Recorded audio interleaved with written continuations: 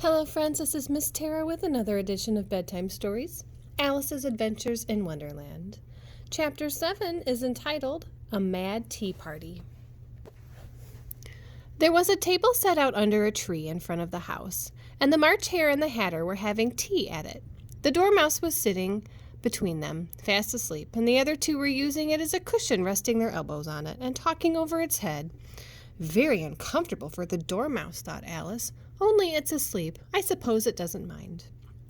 The table was a large one, but the three were all crowded together in one corner of it. "No room! No room!" they cried when they saw Alice coming. "There's plenty of room," said Alice indignantly, as she sat down in a large armchair at one end of the table. "Have some wine," the March Hare said in an encouraging tone. Alice looked all around the table, but there was nothing on it but tea. "I don't see any wine," she remarked. "There isn't any," said the March Hare. "Then it wasn't very civil of you to offer it," said Alice angrily. "It wasn't very civil of you to sit down without being invited," said the March Hare. "I didn't know it was your table," said Alice. "It's laid for a great many more than three." "Your hair wants cutting," said the Hatter. He had been looking at Alice for some time with great curiosity, and this was his first speech. "You should learn not to make personal remarks," Alice said with some severity. "It's very rude." The Hatter opened his eyes very wide on hearing this, but all he said was, "Why is a raven like a writing desk?" "Come, we shall have some fun now," thought Alice. "I'm glad they've begun asking riddles. I believe I can guess that," she added aloud. "Do you mean that you think you can find out the answer to it?" said the March Hare. "Exactly so," said Alice. "Then you should say what you mean," said the March Hare as he went on. "I do," Alice hastily replied.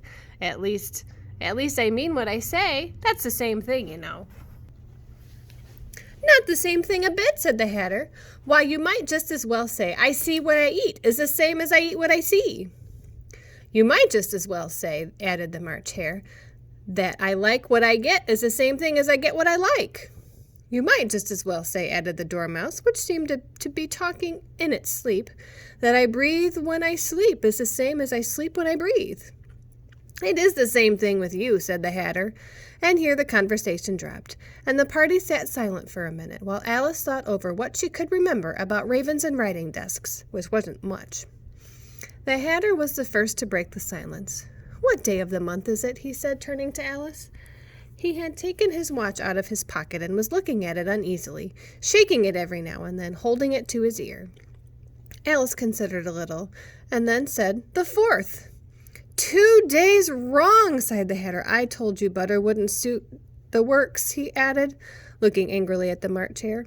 "It was the best butter," said the March Hare, meekly replied. "Yes, but some crumbs must have got in it as well." Hatter grumbled, "You shouldn't have put it in with the bread knife." The March Hare took the watch and looked at it gloomily. Then he dipped it into his cup of tea and looked at it again. But he could think of nothing better to say than his first remark. "It was the best butter, you know." Alice had been looking over his shoulder with some curiosity.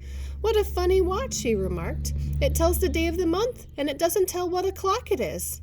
"Why should it?" muttered the Hatter. "Does your watch tell you what year it is?" "Of course not," Alice replied very readily. "But that's because it stays the same year for such a long time together." "Which is the case with mine," said the Hatter. Alice felt dreadfully puzzled. The Hatter's remarks seemed to have no meaning with it, and yet it was certainly English. "I don't quite understand," she said, as politely as she could. "The Dormouse is asleep again," said the Hatter, and he poured a little hot tea upon its nose. The Dormouse shook its head impatiently and said, without opening its eyes, of course, just what I was going to remark myself." "Have you guessed the riddle yet?" said the Hatter, turning to Alice again. "No, I give up," Alice replied. "What's the answer?"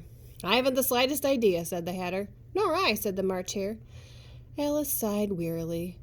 "I think you might do something better with time," she said, "than wasting it asking riddles that you have no answers." "If you knew time as well as I do," said the Hatter, "you wouldn't talk about wasting it. It's him." "I don't know what you mean," said Alice. "Of course you don't," the Hatter said, tossing his head contemptuously. "I dare say you never even spoke to time." "Perhaps not," Alice cautiously replied, "but I know I have to beat time when I learn music." "Ah, that accounts for it," said the Hatter. "He won't stand beating. Now, if you only kept on good terms with him, he'd do almost anything you liked with the clock. For instance, suppose it were 9 o'clock in the morning, just time to begin lessons. You'd only have to whisper a hint to time, and round goes the clock, a twinkling 1:30, time for dinner." "I only wish it was," the March Hare said to itself in a whisper. "That would be grand, certainly," said Alice thoughtfully. "But then, I shouldn't be hungry for it, you know." "Not at first, perhaps," said the Hatter, "but you could keep it at 1:30 as long as you'd like." "Is that the way you manage?" Alice asked. The Hatter shook his head mournfully. "Not I," he replied. "We quarreled last March, just before he went mad, you know," pointing with his teaspoon to the March Hare. "It was at great concert given by the Queen of Hearts, and I had to sing, 'Twinkle, twinkle, little bat, how I wonder what you're at.' You know the song, perhaps?" "I've heard something like it," Alice said. "It goes on, you know," the Hatter continued, "in this way. Up above the world you fly, like a tea tray in the sky. Twinkle, twinkle." Here the Dormouse shook itself and began singing in its sleep, "Twinkle, twinkle, twinkle, twinkle," and went on so long that they had to pinch it to make it stop. "Well, I hardly finished the first verse," said the Hatter, when the Queen bawled out, "He's murdering time! Off with his head!" "How dreadfully savage!" exclaimed Alice. Ever since that, the Hatter went on in a mournful tone, "He won't do a thing I ask. It's always 6 o'clock now." A bright idea came to Alice's head. "Is that the reason so many tea things are put on here?" she asked. "Yes, that's it," said the Hatter with a sigh. "It's always tea time, and we've no time to wash the things in between whiles." "Then you keep moving round, I suppose," said Alice. "Exactly so," said the Hatter, "as things get used up." "But what happens when you come to the beginning again?" Alice ventured to ask. "Suppose we change the subject," the March Hare interrupted, yawning. "I'm getting tired of this. I vote the young lady tells us a story." "I'm afraid I don't know one," said Alice, rather alarmed at the proposal. "Then the Dormouse shall!" they both cried. "Wake up, Dormouse!" And they pinched it on both sides at once. The Dormouse slowly opened its eyes. "I wasn't asleep," he said in a hoarse, feeble voice. "I heard every word you fellows were saying." "Tell us a story," said the March Hare. "Yes, please do," said Alice. "And be quick about it," added the Hatter, "or you'll be asleep again before it's done." "Once upon a time there were 3 little sisters," the Dormouse began in a great hurry, "and their names were Elsie, Lacie, and Tilly. They lived at the bottom of a well." "What did they live on?" said Alice, who always took a great interest in questions of eating and drinking. "They lived on a treacle," said the Dormouse after thinking a minute or two. "They couldn't have done that, you know," Alice gently remarked. "They'd have been ill." "So they were," said the Dormouse, "very ill." Alice tried a little fancy to herself what such an extraordinary way of living would be like, but it puzzled her too much, so she went on. "But why did they live at the bottom of a well?" "Take some more tea," said the March Hare to Alice very earnestly. "I've had nothing yet," Alice replied in an offended tone, "so I can't take more." "You mean you can't take less," said the Hatter. "It's very easy to take more than nothing." "Nobody asked your opinion," said Alice. "Who's making personal remarks now?" said the Hatter, asked triumphantly. Alice did not quite know what to say to this, so she helped herself to some tea and bread and butter, and then turned to the Dormouse and repeated her question. "Why did they live at the bottom of the well?" The Dormouse again took a minute or two to think about it, and then said it was a treacle well.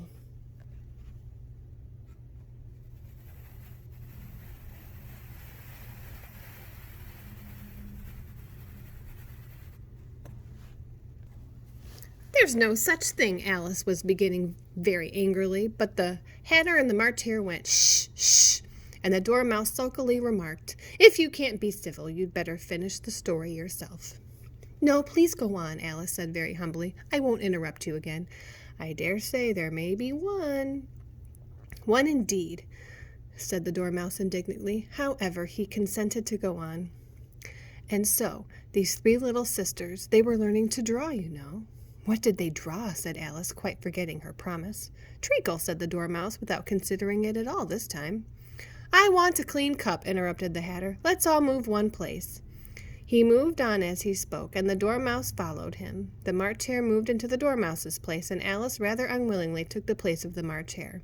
The Hatter was the only one who got any advantage from the change, and Alice was a great deal worse off than before, as the March Hare had just upset the milk jug onto his plate.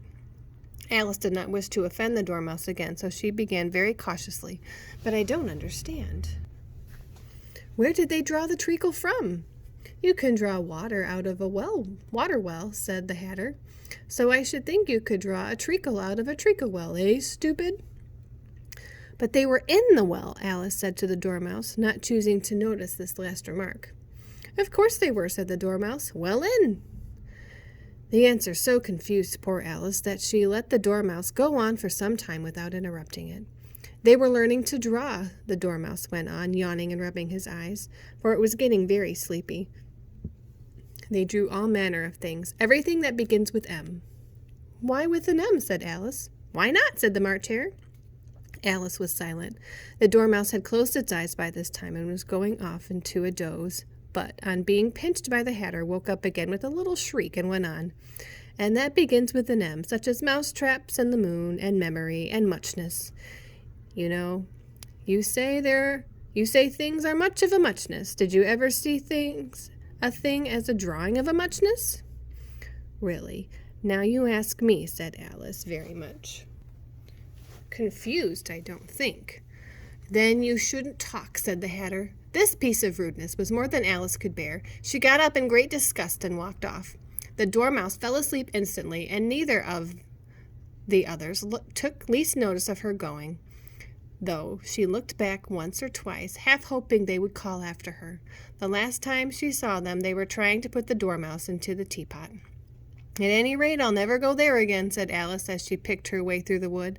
"It's the stupidest tea party I ever was at in all my life." Just as she said this, she noticed that one of the trees had a door leading right into it. "That's very curious," she thought. "But everything's curious today. I think I may as well go in at once." And in she went. Once more she found herself in a long hall, and close to the little glass table. "Now I'll manage better this time," she said to herself, and began taking the little golden key and unlocking the door that led into the garden. Then she set to work nibbling at the mushroom. She kept a piece of it in her pocket till she was about a foot high. Then she walked down the passage, and then she found herself at last in the beautiful garden, among the bright flower beds and the cool fountains.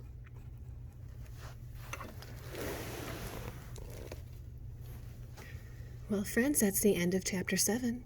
We'll see you again tomorrow for Chapter 8 of Alice's Adventures in Wonderland. But until then, sweet dreams. Good night.